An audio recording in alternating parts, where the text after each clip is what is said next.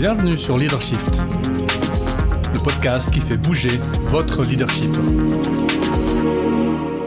Bonjour, c'est Vincent, bienvenue sur Leadershift. Aujourd'hui, l'engagement, comment ça marche, qu'est-ce que l'engagement? On va en parler. J'ai écouté un podcast qui s'appelle Story RH, que je vous recommande absolument et très chaudement, surtout si vous êtes RH, mais aussi si vous êtes cadre ou même collaborateur ou collaboratrice et que vous aimez comprendre les mécanismes qui régissent une entreprise. Le site du podcast, c'est storyrh.fr, STORYRH.fr. Alors oui, c'est un podcast français, donc il y a quelques éléments, disons, de francitude que nous n'avons pas en Suisse, mais c'est un podcast de très haute qualité qui donne beaucoup d'informations dans un petit format, épisode de 5 à 10 minutes, donc je vous le recommande absolument. Et dans un épisode paru au début de cette année, il y avait un épisode qui s'appelle « L'engagement, comment ça marche ?» Alors, j'ai décidé de reprendre et puis d'étendre un petit peu finalement en le mettant à ma sauce l'épisode avec ces éléments, parce que l'engagement est un sujet récurrent chez les RH. Aujourd'hui, on fait des engagement surveys, on met des actions pour améliorer l'engagement, donc on mesure l'engagement au même titre qu'on mesurerait, on pourrait dire la satisfaction des collaborateurs ou l'absentéisme ou le turnover, donc ça devient un indicateur essentiel, on dirait aussi de la motivation ou de l'implication des collaborateurs, et donc tout le monde veut absolument faire de l'engagement, et on engage des spécialistes de l'engagement pour promettre à l'entreprise un bon engagement des collaborateurs. Et donc je me disais, hop, comment ça marche? Basé sur ce bel épisode de Story RH. Alors l'engagement, c'est quoi? Alors c'est un terme anglais, engagement, qu'on a francisé, l'engagement, donc pas l'engagement en tant que recrutement, mais bien l'engagement en tant que facteur qui fait que les collaborateurs sont engagés. Donc, qu'est-ce que l'engagement, l'engagement? C'est de la motivation avec de l'implication émotionnelle dans la durée. Vous voyez qu'on parle bien de motivation, donc il y a un sens commun, mais on n'est pas content avec seulement des employés, des collaborateurs motivés. En plus, maintenant, on veut qu'ils soient impliqués émotionnellement et en plus sur la durée. Alors là, c'est carrément la surenchère. C'est un peu comme si un consultant avait dit ce matin, bon, la motivation, ça marche plus. Qu'est-ce que je pourrais bien inventer? Allez, c'est bon, l'engagement, c'est beaucoup plus simple, en plus, justement, beaucoup plus compliqué. Ça va nous fournir du boulot. Je me frotte un peu les mains. En plus, application émotionnelle, intelligence émotionnelle, ça va parler à un tas de gens, faisons-le.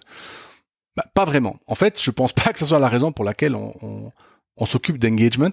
C'est parce qu'on s'est aperçu, je pense, que la motivation à elle seule ne suffit pas, ou la motivation telle qu'on peut la comprendre, comme quelque chose de peut-être à court terme ou de relativement rationnel, mais qu'il y a bien, pour que les collaborateurs aient cet engagement sur la durée, il y a une espèce d'implication émotionnelle à avoir. Et donc, comment est-ce qu'on fait?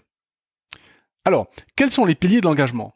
Alors, ce sont de vieilles connaissances. Alors, vous verrez, cet épisode, finalement, c'est presque une espèce de résumé de choses dont on a parlé, et de choses, d'ailleurs, qu'on donne souvent dans les cours de conduite d'équipe, par exemple. Qu'est-ce que l'engagement? Eh bien, il y a trois composantes, trois piliers de l'engagement.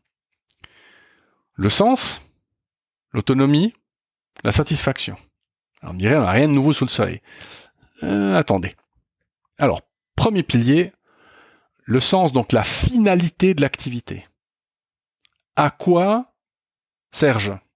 À quoi sert l'activité? À quoi sert ce que je fais? Donc c'est le fameux sens que les choses doivent avoir.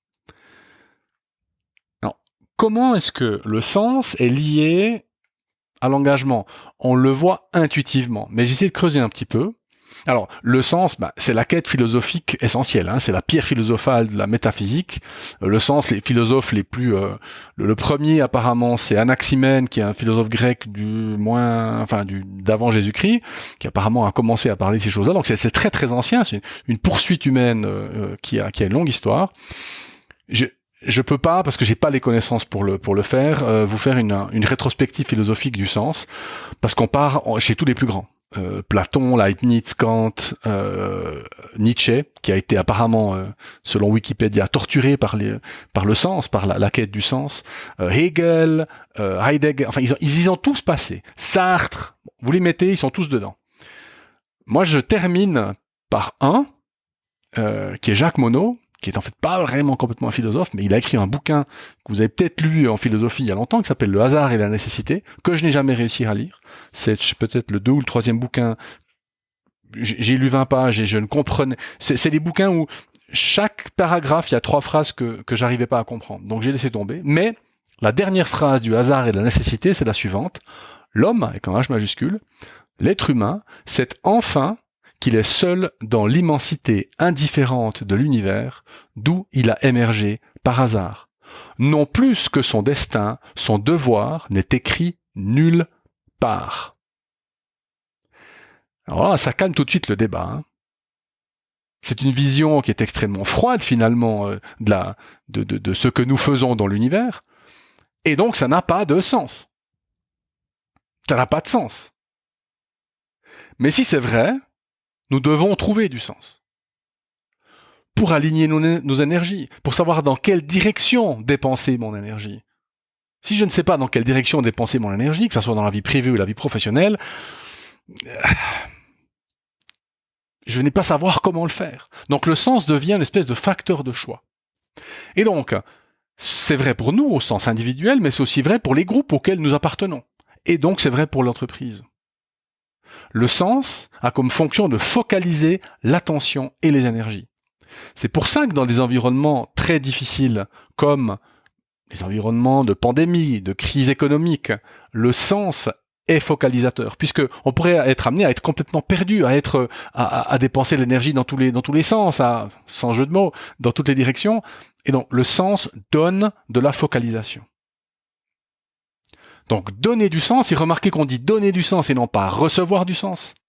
Donc donner du sens est source d'engagement. Je suis d'accord de dépenser de l'énergie. D'accord ? Premier pilier, le sens. Deuxième pilier, l'autonomie. Alors l'autonomie dans l'activité, c'est le fameux sentiment de contrôle, d'être un agent actif dans la poursuite du but. C'est ce qu'on appelle agency en anglais. D'accord ? Donc d'être ou d'avoir un lieu de contrôle, on appelle ça locus of control en psychologie. Donc maintenant ce lieu de contrôle, il peut être interne ou externe. Lieu de contrôle interne, je contrôle le résultat des événements. Lieu de contrôle externe, je ne contrôle pas le résultat des événements, le outcome, on dirait. Hein. Donc, je contrôle ou je ne contrôle pas ce qui m'arrive, qui est un concept qui a été développé par Julian Rother, R-O-2-T-E-R, en 1954. C'est assez ancien. Donc, ce lieu de contrôle, si je pense contrôler les résultats de ce qui m'arrive, et en particulier de mes actions, quelque part, je contrôle ma destinée. Donc, l'autonomie est liée à un lieu de contrôle interne. Je suis autonome, ça veut dire en agissant, je vais contrôler ce qui arrive et ce qui m'arrive. La notion d'agent actif dans la poursuite du but, agency, c'est une notion qui est liée à la self-efficacy d'Alberto Bandura, qui est un autre psychologue, qui dit simplement que il suffit pas d'avoir le contrôle ou de penser avoir le contrôle, mais il faut aussi avoir la confiance dans la compétence. Et donc l'autonomie, c'est quand je contrôle ce qui m'arrive et que j'ai les compétences nécessaires pour participer à l'effort commun. Donc l'autonomie, c'est source d'engagement, parce qu'elle permet l'action, elle permet la dépense d'énergie. Donc on voit que finalement, le premier, le sens, est source d'engagement parce que ça libère, ça permet la dépense d'énergie. Le deuxième pilier, qui est l'autonomie, bien finalement, il permet l'action, donc la mise en œuvre de l'énergie. Et puis le troisième pilier, il sert à quoi ? Le troisième pilier, c'est la satisfaction. Alors la satisfaction à quoi ? La satisfaction liée à l'effort fourni. Donc c'est le fameux retour sur investissement. Et il y a le jeu de mots, puisque investissement, implication, non ? Bon. Donc le ROI de ma dépense d'énergie. Est-ce que ça a servi à quelque chose ? Est-ce que j'ai reçu quelque chose ? Donc vous voyez que ce qui est intéressant avec la satisfaction, c'est que si la finalité de l'autonomie agit sur la motivation et l'application émotionnelle, eh bien c'est la satisfaction qui agit sur la durée. Pourquoi ? Parce que la satisfaction, c'est le mécanisme de feedback qui donne de l'information sur la dépense d'énergie. Comme je l'ai dit, ça sert à quelque chose ou pas ? C'est utile ou pas ? Ça m'a amené quelque chose ou pas ? Donc la satisfaction est source d'engagement parce qu'elle justifie, elle donne sens, on pourrait dire, la dépense d'énergie. Donc, la finalité, le sens, donne la permission de dépenser l'énergie quelque part. L'autonomie donne le moyen de le faire.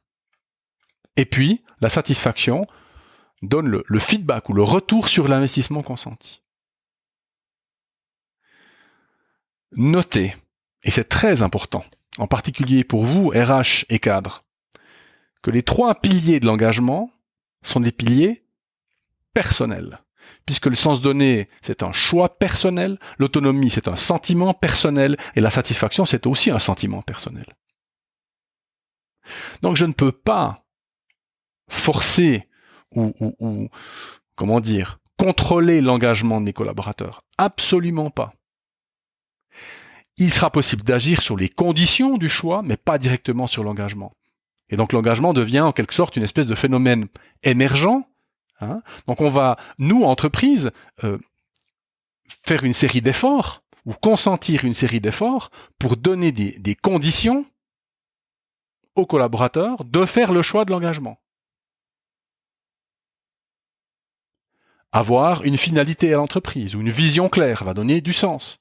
Donner aux collaborateurs des compétences, leur donner une marge de progression, une marge d'autonomie, leur donner des mécanismes de récompense, qu'ils soient personnels ou externes. Donc toutes ces choses-là, tous ces processus RH d'ailleurs qu'on connaît bien, vont agir sur l'engagement, mais ne vont jamais vous garantir un engagement, puisque l'engagement, c'est une décision personnelle. Et donc l'engagement des collaborateurs au sens de l'entreprise est donc un phénomène émergent et pas du tout quelque chose de garanti. Donc il y aura peut-être une corrélation entre l'effort de l'entreprise pour obtenir de l'engagement et l'engagement des collaborateurs, mais il n'y aura pas causalité, absolument pas. Donc c'est bien un phénomène complexe finalement, comme vous allez élever un enfant, vous allez fournir un certain nombre d'efforts, mais il n'y a aucune causalité entre vos efforts et le résultat. Voilà, donc l'engagement, comment ça marche ? Eh bien, l'engagement, c'est un phénomène émergent sur lequel les entreprises n'ont pas de prise directe. Il est possible, par corrélation, de développer l'engagement des collaborateurs, ou en tout cas de le favoriser. 1, en donnant du sens à l'activité. 2, en donnant de l'autonomie aux collaborateurs. Et 3, en organisant ou en leur permettant la prise de conscience de la satisfaction liée à l'activité. Voilà, c'était cet épisode 93. L'engagement, comment ça marche ? J'espère qu'il vous a plu et je vous dis à la semaine prochaine. Ciao !